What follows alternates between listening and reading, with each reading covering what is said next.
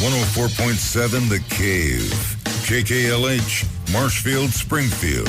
A proud member of the Kansas City Chiefs radio network. Touchdown, Kansas City! Now, it's time for Ned Talk. It's Sunday, it's noon. That means we're in the studio for another round of Ned Talk, your local live sports talk show. I am Joe Westen. I am the cat wrangler around here. That means I keep everything kind of moving in the right direction. I'm joined by the guy that kind of pushes me off direction as often as he possibly can, and the namesake for our show, Ned Reynolds. How are you, sir? Beautiful day in the Ozarks. Yes, I mean, it the is. sun is out, the temperature's above freezing, which feels like 72 degrees Yeah, no anymore. kidding. All for it. Bring it on. It's going to be a nice week this is our last show for February. Yeah, February can kiss our asses goodbye, right? Jake Gallette's with us again. Jake, how are you? Good. I'm looking forward to this week. I've never seen so much sleet fall from the sky that turns straight to ice. Like, you know, when you're driving, it's easy to drive on when it's falling from the sky. But, man, after it melted a little bit and then really solidified it, I'll tell you, we're missing John today because he fell on the stuff. That's the story. That's the story. Josh Roberts is with us. Josh, how are you? I'm doing great. How are you? I'm fine. Good. I'm fantastic. Let's start in the Chiefs' kingdom. That's our place to begin. And I've got a roundtable question for you guys, but let's start out with the news. And first of all, two familiar names back in the fold with the Kansas City Chiefs. After a lot of talk, Eric Bieniemy is back on a one-year contract, not a head coach, not going anywhere else. Your thoughts, Ned, on that? Well, it's interesting that he has not gotten a bid to be a head coach. He's had, this year, I think he had 4 opportunities somewhere around there. One very seriously with the Houston Texans, and he hasn't gotten the job. He hasn't gotten any for the last 4 years in terms of head coaching positions. And that's a little curious because this guy has been the offensive coordinator of a top-flight team. Well, the general consensus seems to be that he hasn't proven himself as a top-notch coordinator. He has had Tyreek Hill, and he's had Travis Kelce, and he's had other great receivers, but he wouldn't have them in another situation, so maybe there's some hesitancy about hiring him since his experience factor, although he's been with the Chiefs since 2013, his experience factor and acumen might be in question. That is the one thing. But the Chiefs have hired him back. It is a one-year contract. It's not the first time that he's had a one-year contract. He had one in 2020 as well. I think it's a one-year contract because he's told him, look, I'm interested in exploring higher-level positions. Yeah, that's fine. Sure. So we'll hire you for 1 year, and if it doesn't work out, then whatever the situation is, we could bring you back again. They make pretty good money, those assistant coaches, and being a coordinator like that, he's in the upper echelon. I'll throw in a quick note. This is unrelated to it, but a former Bears player is now the running backs coach with the New York Giants, DeAndre Smith, who is one of the greatest players we ever had down here. The running backs coach. We talked to him not too long ago after he got the job, which was last weekend. And he said, this is great. My own office up here, of course, he's been a running backs and quarterback coach at many, many colleges across the country. But he said, this is my first time in the NFL. I have a whole host of key individuals who are going to make this, and my paycheck is pretty good. When you say what it was, it's pretty good. Well, I was going to ask you about, you answered my question and your thoughts about what is keeping Eric Bieniemy from becoming a head coach in the NFL. And let me ask you this question. I hate to go down the rabbit hole of politics and race right away, but do you think race has anything to do with it? Because the other guy that got brought back to the Chiefs this week was Matt Nagy. Mm-hmm. He got a job right away with the Chicago Bears, didn't have near the pedigree that Eric Bieniemy has, but there's a difference in their color. Can't answer that. I don't know. I can tell you what I wish is the case, that it's all based on your achievements as a coach and what you have done and what your basic abilities are. But we also live in a different time. I honestly don't know. Is there? You've mentioned in the past that he's had an incident that maybe is keeping him from being a head coach. That is what I'm told. He had a domestic violence incident, but it's been many, many years ago. And there are individuals involved in any sports who have had circumstances that might be viewed as being antisocial who have gotten jobs. So I don't really think that plays into it. I always think it's kind of convenient sometimes where those things will keep you from getting a job and sometimes will not keep you from getting a job. So what about Matt Nagy? What do you think about him coming back into the fold with the Chiefs? Nagy's a very good coach. He didn't. I've used this as an example in the past. If Patrick Mahomes, who's a very good quarterback, had gone to any other team, he'd just be another quarterback. He'd be another good quarterback, but would he be a championship-level quarterback? Probably not. Use the Chicago Bears for an example. They're not a very good football team. Well, Matt Nagy goes in there as the head coach. They do as well as they can. I don't think it's a reflection on him as a coach at all. The guy knows what's going on, and so does Andy Reid. And Andy Reid says, come on back with us. You're more than welcome. Hey, you play with the horses that you've got, and that's going to be the final result of anything you do. Your thoughts, Jake, on Bieniemy and Nagy? Well, I think as a diehard, at the end of a season, the way that it unfolded and we fell flat on our face, you want to kind of tar and feather somebody, and that was going to be Eric Bieniemy. He was the guy, as a fan fold, you got to start pointing fingers, right? And he was the person everybody's pointing their fingers at. And then there was this talk about Matt Nagy coming back, and so we're like, okay, we don't want this guy back. He has failed. Like, I don't want to say miserably, but when you have all the cards, all the aces in your deck that you've got, and you've failed twice in a row after winning a Super Bowl, and yeah, they went to Super Bowl twice, and yes, there's just been, and the way that 2021 was, where the first 7 games were just terrible. And all of a sudden, they've flipped it around. It was almost like Andy's like, okay, I'll take this back. You had your tray at this. And then they went on that 10-12 game where they only lost once, which was to the Bengals, and then lost again to the Bengals. So that was that's what, as a Chiefs Kingdom, we were like, he's out. He's got to be the problem. And then you have all this crap where you're reading about how there's this tiff between him and Mahomes. Like, how much truth is there to that, So I'm glad to see Matt Nagy back. It's funny, if you look at I call it the pyramid scheme, the high sales pitch, where you have Andy Reid at the top and how many coaches has been under him and gone out and done all these awesome jobs, the great jobs. I mean, think about all the people, but having him back, it's going to help our team. I think anything's better. I just hope that they focus more on defense this year, because there's a lot of acquisitions this year, and it's either going to be the rough. We don't have an easy schedule. I think a lot of people say we do, but I don't think we do if you look at it. We don't. So, I don't know. We'll see. I mean, I think he's tried 15 times. That's my other thing is there's something there that as of, armchair Monday morning armchair quarterback guys like us don't understand. Why have you really interviewed 15 times and never really was in the running? Really? So there's something there. It could be like, it's unfortunate if you had something 12, 15, 20 years ago that's coming back out. I'm sick and tired of that stuff on a global scale, where something in your past from that many years ago is keeping you from advancing in life. So I'm looking forward to this year. Matt Nagy's going to be a good addition back to our team. And it's going to 2022, I think everybody has a higher than normal expectation for this team. Let me ask you a question, because you mentioned there about Eric Bieniemy having the crosshairs on him after the season was over. But do you think that he's the guy that is ultimately calling the plays, or is it Andy Reid?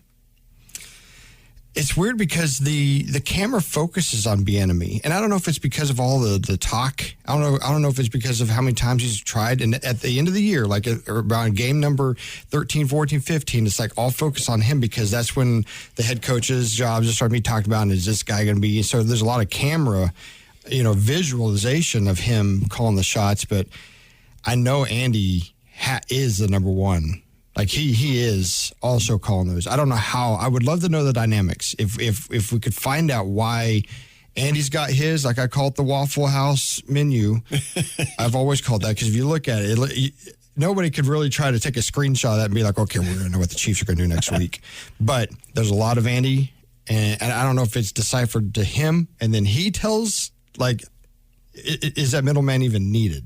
And is Eric Bieniemy even the person that we need? And that's why all the question marks of why we're bringing him back if Andy's truly. What's really interesting about that, though, Jake, is the fact that while Bieniemy is the offensive coordinator, Coach Kafka, was the quarterback's coach. Mm-hmm. And he has left. He's gone with the New York Giants now, as a matter of fact. Mm-hmm. But what's interesting is, you mean to tell me you've got region coaches and then you have singular coaches per position? Yeah. Boy, I'll tell you, that is cutting the meat into such slivers that really, who do you listen to, and where does your understanding come in? That may, in fact, be part of the problem. Yep. Well, yeah, there's a lot of cooks there. That's for sure, and it's interesting to see the dynamic. Ned talks about this a lot when we do the show.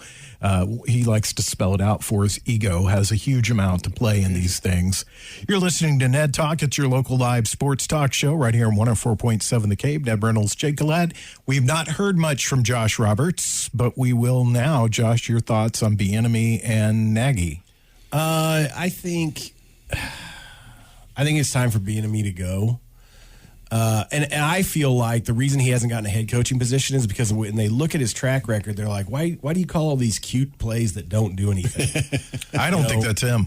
I really don't. Well, and so then to what you were saying a minute ago, I feel like Bieniemy calls the play. Reed decides if it's the play he wants or not. If not, he calls it audible right there. And that's why you see Patrick Mahomes doing this all the time. Like, what's the play? Let's go. Because I think those two guys are arguing about what play to run. And then I think Mahomes audibles a lot too and goes into cutesy plays as well. I think that's a problem because when they run the offense that is running game, setting up the play action pass or the RPOs, they dominate everybody. But when they get away from that, that's when they go 3 and out or they have 3rd and 12 or 3rd and 9, and then they're predictable and they're stoppable. So I feel like that falls on Bieniemy and Andy Reid. And is Nagy, what position did they bring him back? Quarterback coach. He's the quarterback coach. Okay, well, I don't even think, they don't really do much at game time. They're more like during the practice sessions, getting the quarterbacks ready and developing skills.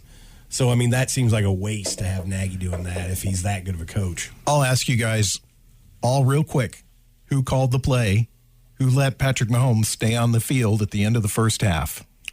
I am going to go from a totally tangible in terms of viewership opinion. I think Mahomes called it. And the reason I do is because of the scowl on his face when he left the field and his play in the second half. I think he was chastised in the locker room. Don't know this. It's my guess. And he didn't react very well to the chastisement because he is Patrick Mahomes. Again, as you pointed out, I think ego played a role in that. That's not to say that he purposely played badly, but I just think that subconsciously he was reacting to criticism. I think he's the one. The bottom line is I think he's the one who called the play. That's my opinion. Jake? 100% Mahomes. Yep. Josh? I think it was Mahomes. Well, Andy Reid let him, though. That's where it comes down to. Well, yeah. Is Andy Reid let him. And Mahomes made the call. I think he audibled into you've got Andy Reid, the guy at the top. So why does he not have crosshairs on him? That's my question. I'm not saying get rid of Andy Reid. Andy Reid's a great coach, but I think the cute plays, the conservativeness of the team, and letting Patrick Mahomes stay on the field, that all falls right on Coach Reid. Yep, I agree. I said that last week. At the end of the day, Coach Reid should have looked at his boy and been like, get off the field. This is what we're doing. Period, end of story. We're going to go up 14, not, what was it, 11. So. Yeah. Well, I think it was more than that because it was, what was it? It was 10. It was 10 to 20. It was 10 to 8. It was 10 to. It was 21 to 10, I think. 21-10. Yep. I thought it was 21 to 3. Mm-hmm. Oh yeah, because it was 21-10 at halftime because they were up 21 to 3. All right, I'm going to ask all you guys to do a little role play right now. Don't get too excited, Ned. To be or not to be. Okay, you're Brett Veach. You're the GM of the Kansas City Chiefs right now. Okay, so what do you do? How do you improve this team?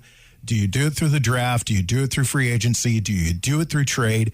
Who stays? Who goes? What's your focus? That is exactly what they're doing right now. They're figuring out from a monetary standpoint who can say they already let one guy, Hitchens, go. I'm very positive that Clark will go. Should. Because this is all part of their salary cap that they have to work in. The general manager, in my opinion, and Jake just pointed this out, is working on defense. And how are they going to do it? You named all three. That's how. The draft is the optimal way to do this sort of thing because the drafted players can only make so much money. That's not going to impact your salary cap too much. Free agency is going to impact. Trade is going to impact. But it's a give and take circumstance. Veach does have his work cut out for him because this team does need help on defense. Another one who, this is hard to say, but another one who may get the old guillotine is Tyrann Mathieu. He's in his 30s now. He's the most valuable player. You can get a lot for him probably now. And how much longer does he have? He's had injury problems too. So we'll see, but these are just guesses. What do you think, Jake? I think you're 100% right. I think defense is where you focus. They do need to get rid of Frank Clark. There's like $16 million there they can get. And you're right, 100%. These rookies, these new guys, the first 2 or 3 years, we're paying them pennies. And we can get full, like everything you want out of these kids. They're 100% eager, hungry to do their thing to show that I'm worth more than that. So I think they can replace Math out. He didn't do anything last year. If you noticed, there towards the end, probably the last 10 games, I was like, have you noticed there's not been one play that he's been in? Or, I know we love to hang Sorensen. I think he needs to go myself. So defense, and then I really do think they need to really hone in on a running back situation. We've got, it's a running back by committee. I think they get a lot for CEH. Maybe they trade him, but that's if on the offensive side, I would focus on the RB. And then, of course, defense would be where I'd put most of my eggs in that basket. Josh, what do you think? I think the good thing I think defense is where they need to focus as well. The good thing about drafting defensive players is most of the time they can play full-time their rookie season. So you get an immediate result from them. But I also think they need to look at free agency and see if there's some solid, proven defensive lineman or defensive end that's available that can shore up that defense. I mean, look at what Melvin Ingram did for him. And that guy was a journeyman player, but he helped that defense immensely. So I think they need to look at free agency, but then also get some players drafted for defense. And then I agree with everything you said. Tyrann Mathieu's got to go. Frank Clark's got to go. Sorensen's got to go. Bieniemy's got to go. Nagy was a mistake. My gosh. No. All right, we'll talk about the Major League Baseball lockout situation when we come back. It's Ned Talk on 104.7 The Cave.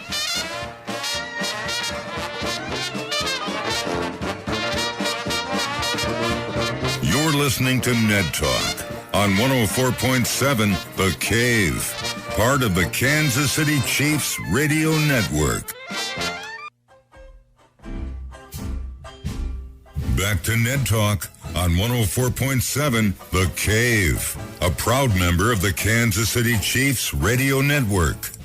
If things were normal, we would probably be talking about spring training games, maybe starting today. But no, we're not. We're not talking about spring training at all. We're just talking about it being delayed because Major League Baseball is in a lockout right now. The owners have locked out the players. And they have been meeting all week, and we'll turn to Mr. Reynolds with the latest information that he has and what's been going on in these lockouts. Well, the first of the exhibition games were to have been played yesterday, and that whole week has been scrubbed. And now Major League Baseball has canceled the second week of exhibition baseball, which is the next coming week.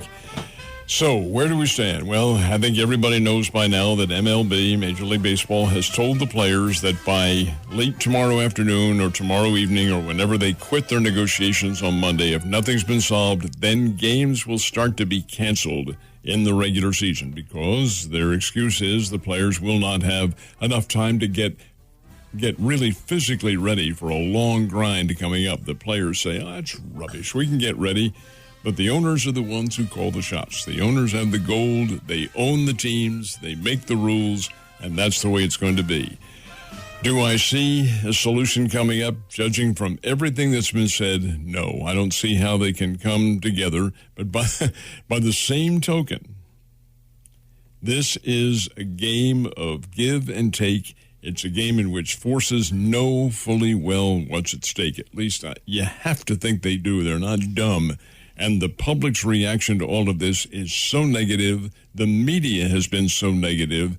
They have to know fully well that if there's anything that is going to disrupt the season, the public reaction, and the public is the jury in this case, is going to come crashing down on this sport so hard it may never recover. It's already number 3 of the 4. It's already slipped. Can you afford to have that happen? Here's the way, if I were involved in this is what I would do. All right, guys, issue-wise, we're still completely divorced from what the argument is. Owners can say, we're going to end the lockout. Lockout is over. You players can go back, continue. We'll play under the old contract. I don't know the legalities. I must admit, I'm not a lawyer or been involved in labor negotiations, but we'll play under the old contract. But we must have a pledge from you, the players, that you will not go on strike. If that were to happen, I don't think the players, I think they'd make that pledge. I think they want to play. They want their salaries and things like that. And I think that would be the way. And then let the negotiators hammer this out forever and ever, or however long it takes. But right now, to disrupt the game, which is what the owners are threatening to do, I think is a death knell. I hate to be that negative, but the public can only take so much of this. Look what we have going on. COVID, fortunately, beginning to wind down now. But now you have Russia invading Ukraine, and our lives are affected by all of this. And you're worrying about people who are, making $3.5 million a year over owners who are making billions of dollars a year. To hell with all of you. Hey, don't want anything to do with it. It's a negative. It's a bad deal. Let's stop right there for just a second, because I want to say this to everybody out there. You look at the president of Ukraine. You look at Vladimir Klitschko and his brother. They're both taking up arms. Heavyweight champions. All those people are taking up arms to defend their country. And money and athletics, not that important. Nope. They don't care about that right now. They care about saving their country. Exactly. And, that should be, somebody should turn on a TV in the room for those people and say, look at this. You guys are fighting. No, you guys are fighting. We understand it's $100,000 is where they're one thing that they're apart on. It's $100,000. It's not your life. It's $100,000. So let's get this done. Let's focus on some really important things. And I agree with you, Ned, wholeheartedly. We need the distraction. We need baseball. We need the distraction of sports and entertainment in the world. And I'm going to give you an example of that. Franklin Roosevelt in 1941 was faced with that issue. Do we have a Major League Baseball season? This is, several months after Pearl Harbor. And Franklin Roosevelt said, yes, we will have a Major League Baseball season. It might involve players who are not Major League caliber, but we're going to have one because it serves as an escape valve, a relief for the pressures that the public is undergoing with conflict of that nature. That is why it's so very important. Do our lives revolve around this? Most of us know. Report on it, sure, and root for your team. But is your life affected by it? Hell no. So why this when your life, well, at least your diversion is going to be affected by it, is absolutely sinful in my case. What do you think, Jake? Well, I do think, Josh here said earlier that they're probably closer than they're leading on.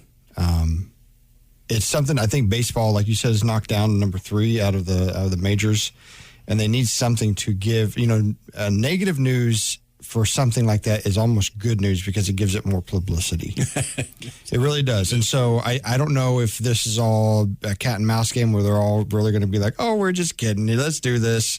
I think I said a month ago when we brought this up, I was part of a union at the fire station when I was there, and we did contract negotiations. And it's in our contract that, A, we can't strike, number one.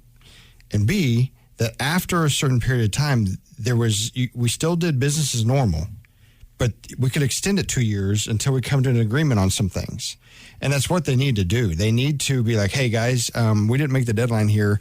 Let's just go ahead and do this thing, but we do have to set a deadline, and we still need to work on these things at home when we're not playing on our off days. Like, the guys still need to be working on this behind-the-scenes stuff, but we're still going to give the public, because that's what they want. And that's the good-hearted thing to do, Ned. And what you brought up back in 1941, this is different these days. These are the most egotistical, me, I people in the world, celebrities and sports figures, that they don't care about what the American people want. They just want to make the high dollars and drive their big fancy cars and live a lifestyle. And they're good. Don't get me wrong. I mean, we put them on this pedestal. And then next thing you know, it's like, are we not going to do this? I've not. And then people, I think, like you said, it's going to be a situation where we're like, you know what, screw it. We're not going to watch this crap anymore. These guys are the most, why sit there? It's like watching Jersey Shore or something on TV. You're just like, these people are these even real people? And then there's the stuff like you talk about across in Russia and Ukraine. Like, there's real problems in the world, and baseball is not a real problem.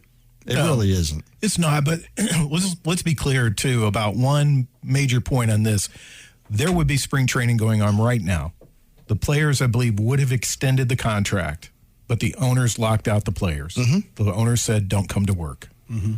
And so that puts the players in a position like, okay, all right, then let's sit down and negotiate this. And I've not been in the room, but from what I'm hearing, I think the players have tried to negotiate in good faith. They've tried to come off some of their high dollar positions, and it's been like they've been saying, well, we'll drop $10 million, and the owners are like, well, we'll drop $1 million. And you're not getting that play back and forth. And that goes back to Ned's point that he feels that the union wants, the Major League Baseball owners want the union broken, it is considered to be the strongest union in the United States. I don't think there's any question about it. That is the owner's point. It has been proven before these negotiations even began. That is their ultimate objective. They want, not necessarily broken, but they want it weakened. They want the players to understand, hey, you guys are making a lot of money, but you're also subservient to us, the owners. They want that psychological block in there to be implemented. But still, they do have their investment, and that's what it is for the owners. This is an investment. This is not their major source of income. I don't know that that's the case with all 30 of them, but in most cases, this is a secondary. This is a little play toy for them to fool around with. They still want a little bit of money forthcoming. Money is going to be the bottom line. Hopefully some knight rides up in the shining armor and says, it is solved, we're going to play. Yeah, that would be great, but I just can't see it happening. Well, Josh, the good news is that Rob Manfred is joining in on the talks today, the baseball commissioner. He's been there now. He's coming in, yeah. Wow. So what do you think? I don't even know who that is. Just kidding. Baseball commissioner. Here's my thought. What you said, Ned, makes perfect sense to me, that they say, okay, let's continue with the old contract and then figure this out as time goes on. Why didn't they do that from the beginning? Why did the owners decide they needed to lock out the players to try to get this ball rolling? Well, as Mr. Manfred said when he imposed the lockout, this will hasten and make an agreement in this contract a much quicker value than it would be otherwise. Well, that is balderdash. No, that backfired, didn't it? It from the very minute he said it. What kind of a fool do you think we are? And then, speaking in general terms of the public, all it does is force antagonism. Yeah, and that's exactly what has happened. Well, and putting your foot down the way that the owners have just puts the players on the defensive from the beginning. And so they're less likely to agree to the terms. I mean, they've created a nightmare scenario for themselves. And the problem is, if they don't get it worked out by tomorrow, then they're going to lose a percentage of their fan base. They may end up dropping below the NHL and the fourth let's hope not. team, fourth major sport. Well, they're not on the front page of ESPN anymore. You have to hunt out Major League Baseball. Josh or Jake, I think you had a point you want to make. So why don't? This is what I think they should do. So the union gets all. You're saying it's the strongest union in the United States, or the world, and then you come together and be like, you know what? We're still going to give the fans what they want. We're going to do this off season, this preseason, play some baseball, and really put the ball back into the court of the owners and say, hey, we're going to do this for a month. We're going to train, spring training. We're going to travel, and they're all going to do it on their own dime. Okay, this is where you show that you have ownership of the problem, and you're going to say, like, no, we're trying to solve this. For the next month, we're still going to do spring training, okay? But we're going to do it on our own dime. The union has to do this. Then on April 1st or the 31st of March, if they can't come to agreement, then there's 100% on the owners, which we already know, but it's really going to make that limelight go, okay, we're not really going to focus on these prima donnas who are going to call and be like, because they're the face of the game, right? Yeah. The players are the face of the game. So now there's like, well, Mike Trout, you're one of the nicest guys in the world. Why can't we do this? Or, you're like naming all these people. But at the end of the day, if it is truly the owners, then that would put it right, all the light on the owners and go, these guys are willing to play. They just forked over their own money to play for a month. So let's do this. In a way, Jake, that would work. They don't get paid during spring training, but they do get per diems. There's a little stipend that comes in there to help them out. The owners, and let's point out that some of those. I'm sorry to interrupt you, Ned, but some of those per diems are quite large too. Yeah, there's no question about that. But it isn't the same as their salaries, and it isn't their salary. And the owners are the ones who really make a little bit of money from the exhibition games. But again, it is an investment that they have. It is not their major source of income, so they can afford to get away with these things. And as far as taking it right up to the contract, which would go into effect, the owner's contract with the players has nothing to do with this. That's all personal. But this is the basic agreement in which the minimums are all set for all sorts of possibilities that might occur. But in terms of the players' salaries, yes, it does affect the younger players because there's a minimum and maximum that's allowed in this, and that's what they're arguing over. But these are not problems that can't be solved. These are situations that involve owners' opinions. Right. And who's in charge here? That's why I say this is an owners-driven work stoppage here. It is not a players. When we come back, we'll talk about college basketball and a crazy day yesterday on Ned Talk and 104.7 The Cave.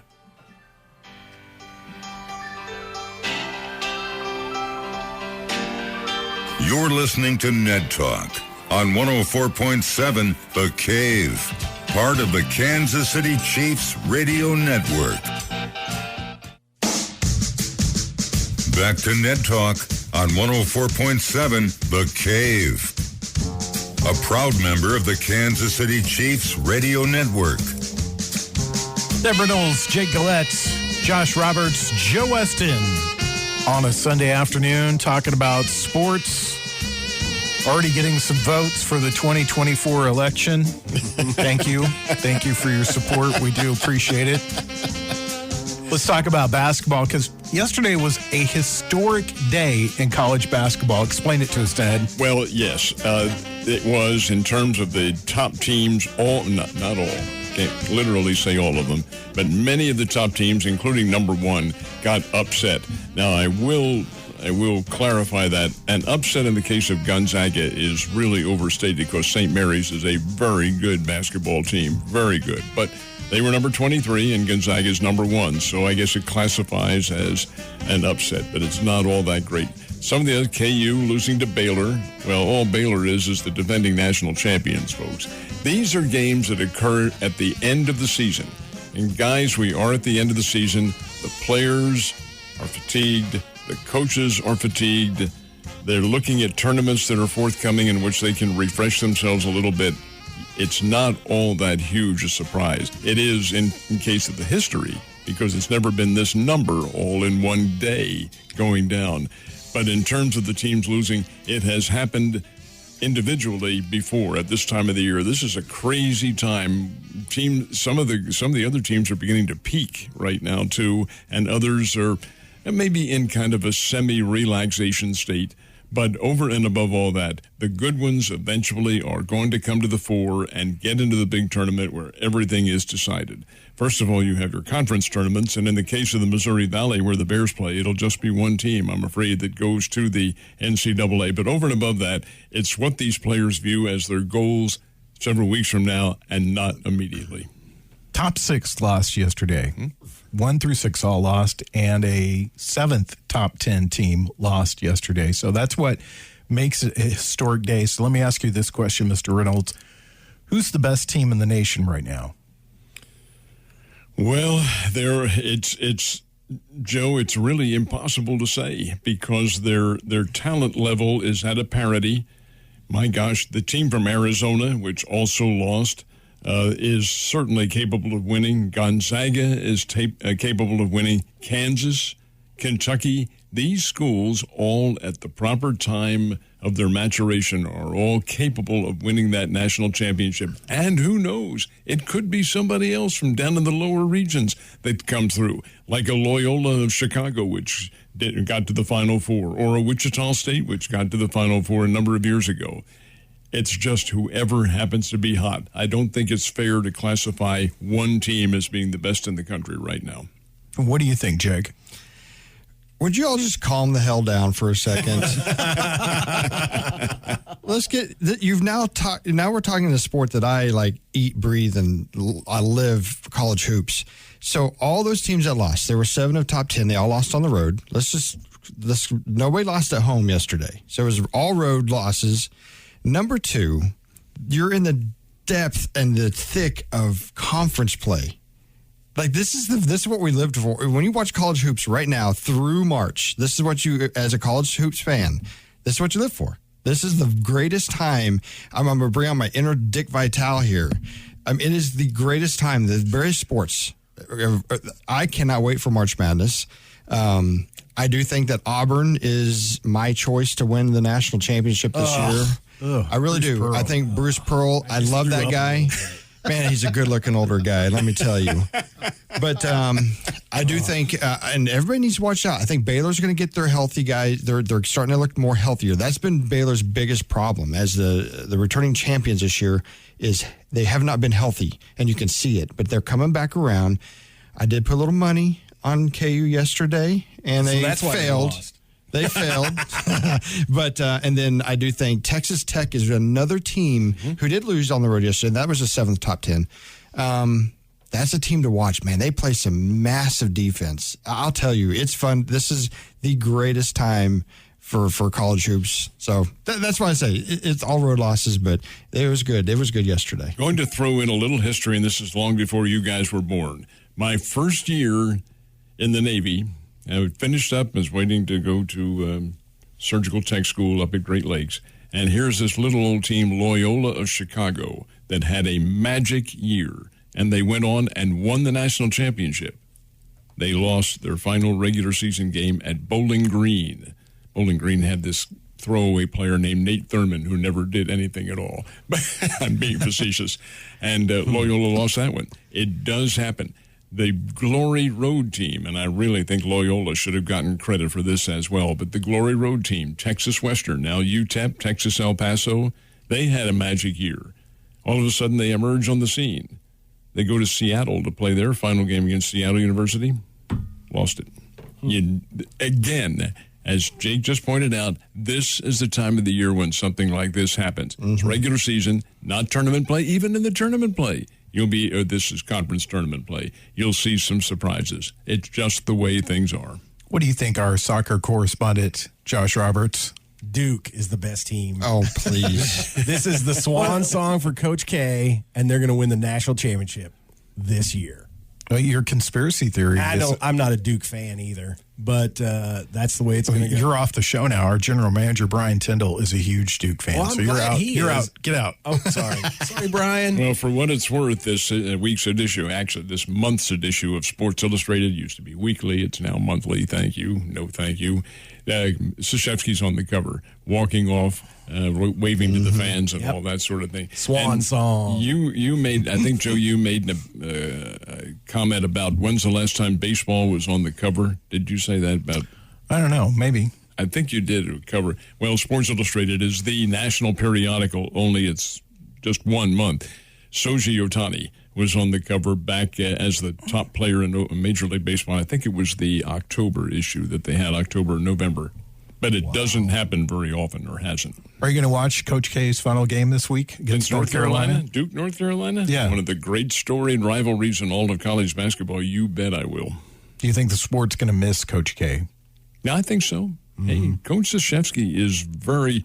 I think the Bears played against him. Drury played against him. Yeah. This is one of the most historic figures in the game. You all know who his college coach was. Bob Knight. Robert Montgomery Knight at the U.S. Military Academy. The guy is a military veteran. He's a captain in the Army, and he has brought that kind of focus onto a Duke program that I want to say in his first 2 years or 3 years there was a loser.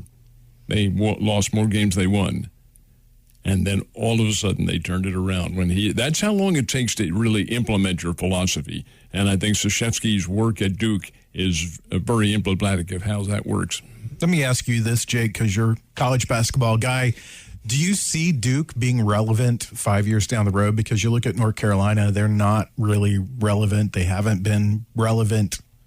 They were relevant off and on after Dean Smith, but they've kind of fallen off the map now. Do you see the same thing with Duke? I do. You can't teach that stuff. Look what Bobby Knight brought to Indiana, and then when he left, it just shambles. The Hoosier basketball doesn't even exist anymore. It's sad. It really is.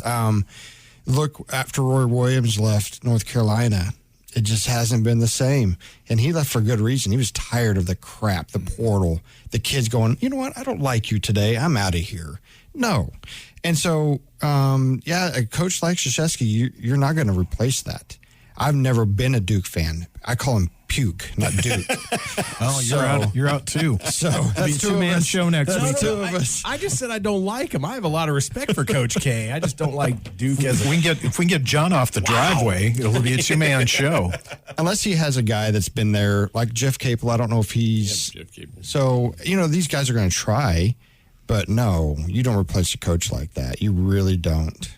All right. Well, here's another one real quickly, too. Georgetown.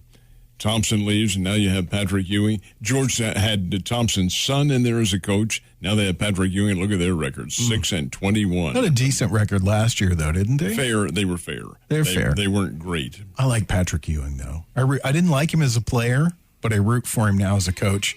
We'll be back to wrap up Ned Talk in just a minute.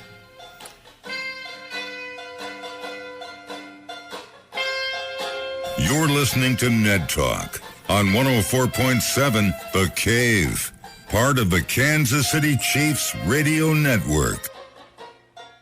Back to Ned Talk on 104.7 The Cave. A proud member of the Kansas City Chiefs radio network. Beautiful day in front of us, sunny skies, high in the 40s, low tonight, 27. Tomorrow even better, up in the 50s, so enjoy it. Enjoy it. No snow, rain. Well, there's some rain in the forecast, but no freezing rain in the forecast for the week. So let's wrap up the show with our parting shots. You can talk about anything you want to for just a minute. Ned, you get to start. Well, we'll talk about the subject that we had been addressing, and that's Major League Baseball. They all can go to blazes as far as I'm concerned. Give me the college game. Incidentally, folks, and we tried to reiterate this, the minor leagues are not affected by any of this. Not affected. Minor League Baseball will be played. Springfield Cardinals will have their season. Bears, Drury all have their season. Get out and enjoy baseball, but just tell the major leaguers to kill the owners. Blank off. kick dirt. All right, Jake, your parting shot? Absolutely go, we got NASCAR in full form. And then, of course, college hoops. You got to watch college hoops. People, Monday night, Tuesday night, Wednesday night, it is the greatest time from here through the end of March. All right. What about you, Josh? Soccer? When does college football start again? Oh, September? Please. No, He's worse than a Patriots fan. The spring drill's coming up. I did. You're worse than a Patriots fan. My parting shot is I don't have one. You want to talk about soccer? Nah, it's okay. Why not? Because nobody wants to hear it. I do. All right. Now, we got a couple of minutes left. So let me ask you, all of you, real quickly, what do the Chiefs take in the first round of the draft? A defensive tackle. Edge. What do you Defensive. think? I say defensive lineman. It could be end or tackle, unless they get a good free agent before then. I could see them taking a wide receiver. There's 6. Yeah. There's 6 that are supposed to go in the first round. I could see them taking a wide receiver. That would help too. And maybe trading Robinson and Hardeman, or both those guys. And I agree with Jake. Jake's face just he looks like he's about ready to have a heart attack. Yeah. He just turned really, really red all of a sudden. I agree that they should trade Clyde Edwards-Helaire. Yep. Get rid of him. And who's the starting running back next season? Williams? Williams or McKinnon. Yep. And keep Gore, too? Yeah. You got a great tandem 100%. there. Those Great. 3 guys are just fantastic. And Great tandem they there. played hungry. They wanted reps. They wanted carries. They showed it. I don't think Hilaire cares. He's just too small. He's not hitting the gap. He's not hitting the. He's biased against LSU guys. Well, I see that. I'm choosing to ignore what's going on over here. Or he stares at me. This Yeah, show no, is I do think so much better off the Here's air. what we miss. We miss the defensive edge rush. The Derek Thomas and the Neals have come in, or the Tom Green. Ali. Remember the two? Who were the two from Pittsburgh? Green and Harrison. I mean, you could not stop those guys. And man, when you can hit that edge, and you had some good linebackers that's going to stop the run or stop a quarterback from running, or killed the Chiefs by doing so. Yep. Killed us. Problem is with Jerick McKinnon, guys, is that he is not a kid. Now, this is by running back standard. He's been around since 2014. He's 29 years old. No, he has not gotten a great amount of hits because he hadn't played all that much. Yes, he shows terrific athletic ability, but a 29-year-older as your lead running back, it may not work. Talk to Frank Gore. That's He's why I hold my practically beer. ancient. Here, hold my beer, sir. I'm going to do this. When you're that old. Billboard All right. material. That's going to do it for us. We'll be back next week. If you're just tuning in and you're thinking, gosh, I missed this riveting conversation, you can download it on our website, 1047thecave.com, through the Cave app, or you can get it wherever you download your podcast at. It's called Ned Talk. We'll see you next week. Thanks to Corbin Campbell. Mike the intern, trying to remember all the people I think. Brian Tyndall, Nick Fury. We'll see you guys later.